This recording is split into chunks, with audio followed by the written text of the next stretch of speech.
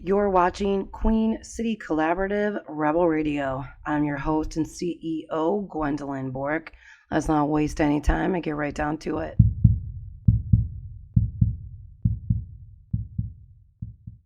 Hey guys, Gwendolyn Bork here, CEO and Impact Strategist for Queen City Collaborative. This is my consulting company that I founded 2 years ago in an attempt to share with my business world and my community leaders the exponential evidence that proves social impact, cultural impact, these environmental impact principles for impact investing, how it actually makes a difference for your company, how you can attract and retain employees, how they will attract and retain the next leader of your company, how you can be more innovative, how you can be more adaptive for downturns in the market, and really how you can create a legacy in your community. So today, just another opportunity during these down times, and we're enjoying our families and the beautiful weather outside in the midst of this crazy time in the world. I wanted to share with you a little bit more about why I do what I do, why I got to this place, how I got to this place. And hey, if you guys walk away with a little more insight on who I am, and it connects you to me, to the point that you would like to work with me, fantastic. Because I know the people that are out there that are listening to this are leaders. You are innovators, you're entrepreneurs, you're charitable, you care about your community, and you care about the next generation in our future. So a couple of years ago should we start at the beginning? Maybe we will. Okay. I shared with you a couple episodes ago about how my upbringing was, less than the normal. And we struggled. There was a lot of ups and downs. I changed schools every 6 months, really, for the most part. I lived in 2 states, when I was younger even. And on account of it, I learned how to be very adaptable and sometimes almost invisible, depending upon my situation. So it showed me a lot on how people are, the ins and outs of people, the good within people, and unfortunately the bad. I'd mentioned, living in that state of poverty for so long, you get used to eating everything that's on your plate. I'm 40 years old and I can't not try to save everything that I have, like I grew up in the Great Depression, my father got that from his parents, and my father raised me, and we grew up poor. So it was like anything that we had, we saved, we reused, we recycled. We knew how hard it was for us, so we helped anybody else that was in that very same situation. And then being under persecution for being, when I was 8 years old, the only white girl in a black school. Like I know what it's like to be the odd man out and to be completely persecuted. And they would rip my clothes off of me every single day at school, and because it was an all black school and all black teachers and all this and that, nobody cared about me. They're like, sorry, Gwen. I had to come to school with another pair of clothes. And this isn't me saying, oh, woe is me against, people of color. Hell no.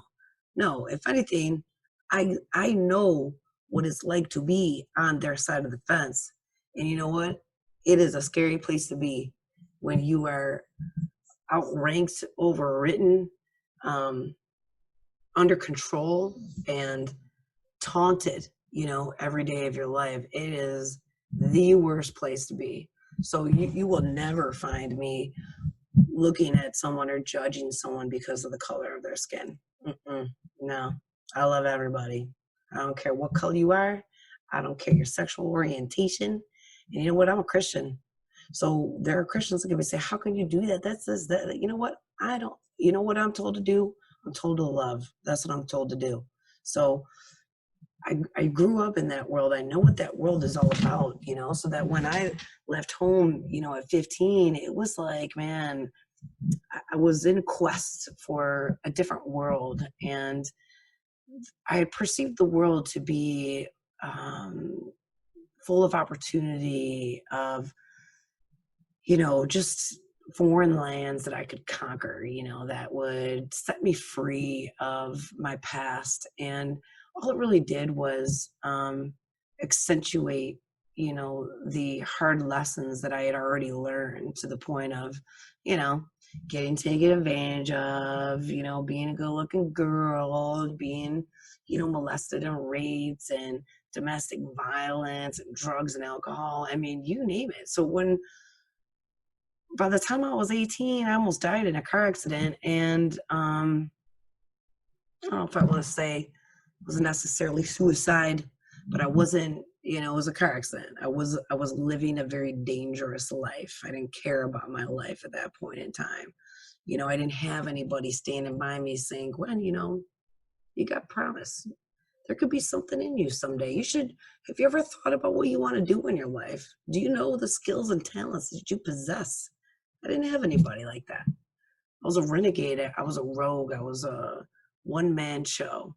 And on account of it, I self-imploded and I almost died. And actually, I did die. I had a near-death experience, and they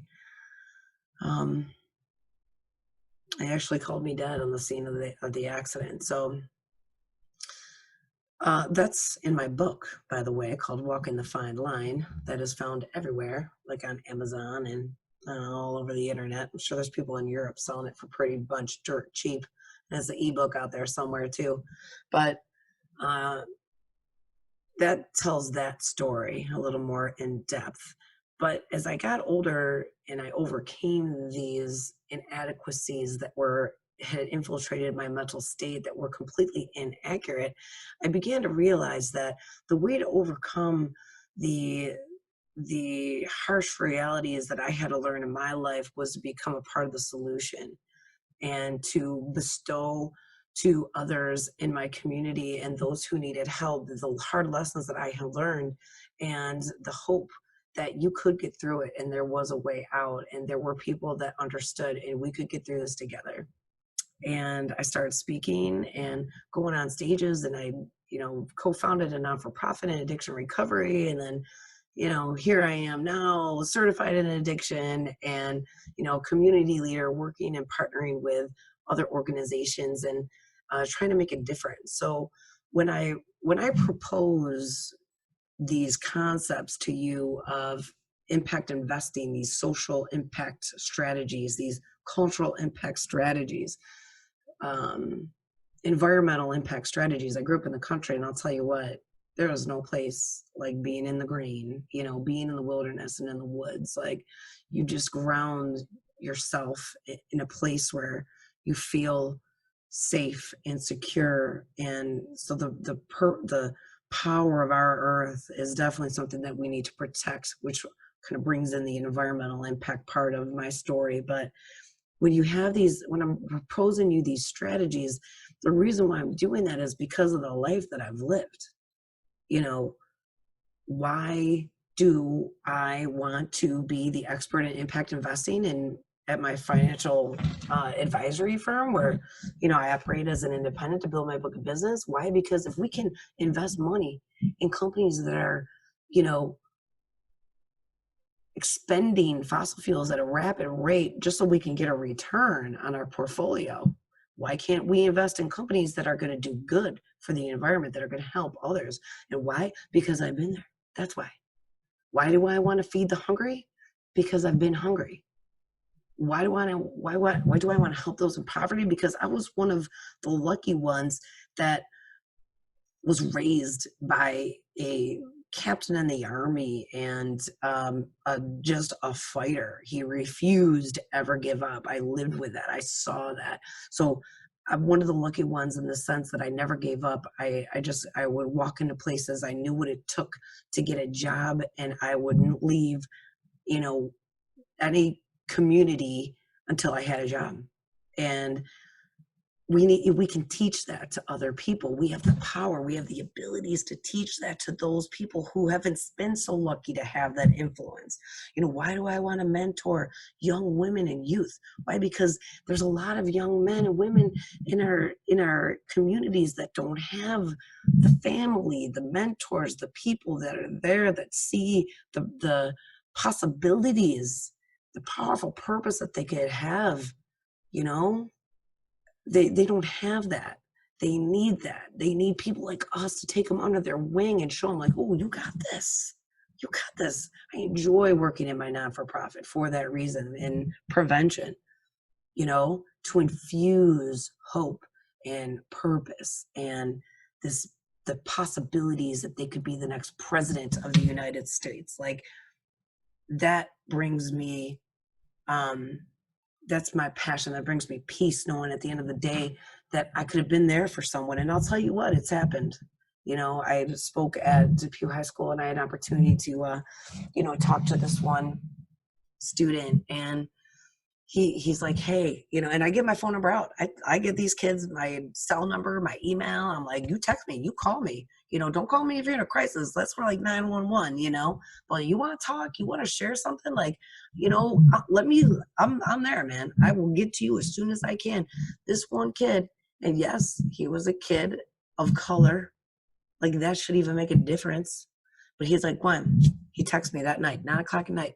He's like, so I got to tell you, I saw your talk today at the school. I was like, all right on, man, like, thanks for listening, like, thanks for even reaching out. That was super cool. He's like, well, I got to tell you this. He's like, because actually after that class, I got pulled into, the principal's office, and I got suspended for having drugs on me. And he's like, you know what? I think it's a sign. He's like, I'm done with it. I want to be a rapper. I want to write music, and I want to make music my life. And I know music is a part of your life. He's like, I'm done with that crap. Like, I'm going to make something out of myself. I'm going to stay in school. I'm going to do music. And, he shared me his SoundCloud, and we're like liking each other's music on SoundCloud. And this kid, I still follow him to this day. And he is like traveling the East Coast now. It's crazy.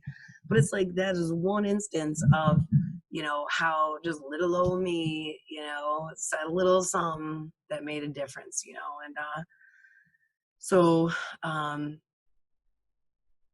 these strategies, they change the world.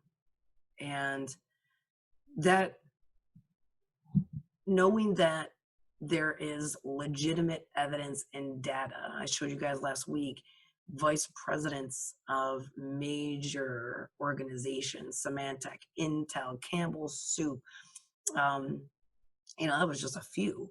I mean, Geico, these are all huge organizations that understand that their employees need to feel a part of something big, that they need to feel like they're giving back. And not only does it create more revenue for them, it gives them the capacity to be competitive, to attract and retain their next leaders. These people want to work for them and be harder for them. And the impact that they have in their community, they can see it, they can measure it, it makes a difference. And so to know that it works, to know that you can be the reason why someone succeeds, that you can be the reason why, we saved a tree that day. As little as it is, it makes a difference in this world. And if we all came together, our world would look a little bit different.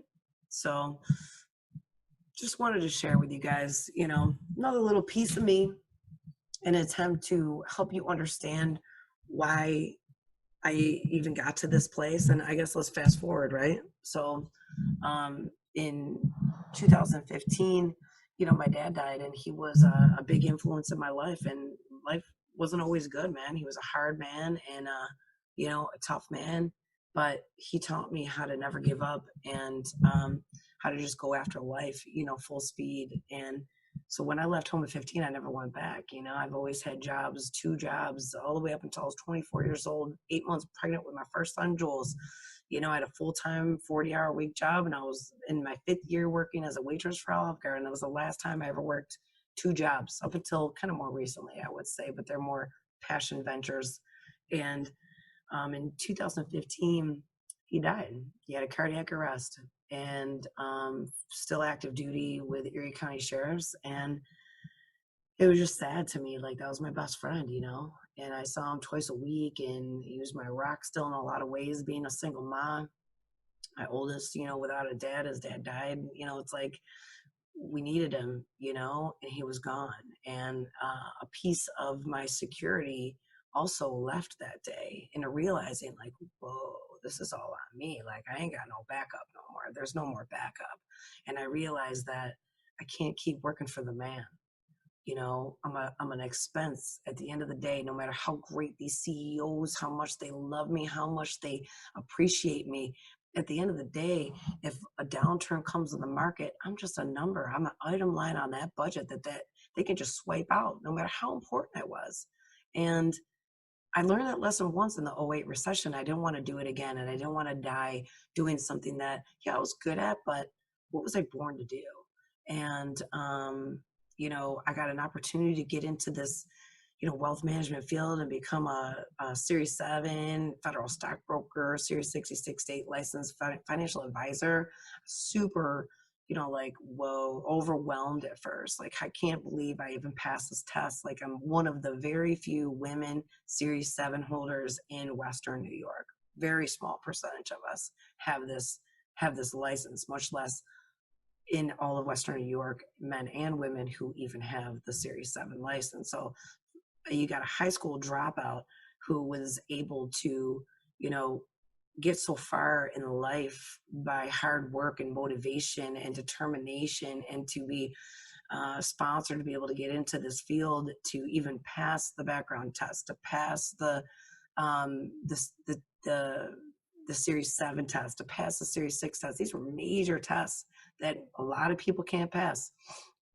I did it, and it's allowed me to leverage a little piece of my life and a little piece of what's gaining traction out there in the world with impact investing to make a difference with my job. So everything that I bring to you is because I have a connection to it, because I believe in it. And I believe in it because there's evidence, there's data, there are things that back it up. So take it for what it's worth, And as time goes on, we're going to see more and more and more of these organizations kind of come to the surface, and showcase, like, their stories and their narrative on how, when they gave back, they succeeded. And when a third of our businesses, aren't going to make it here in, out of this crisis, it's worth a look, right, guys? So I'll see you guys next week. And, as I mentioned, I'm going to wind these down coming into September. So I don't know. I might wind them down even before then. Just see how this little crisis pans out. If it resurfaces back here in New York, and we get more pushback, and I can get some different perspectives via, this podcast and an interview. But I know you guys will be there when I come back. So either way, take care of each other.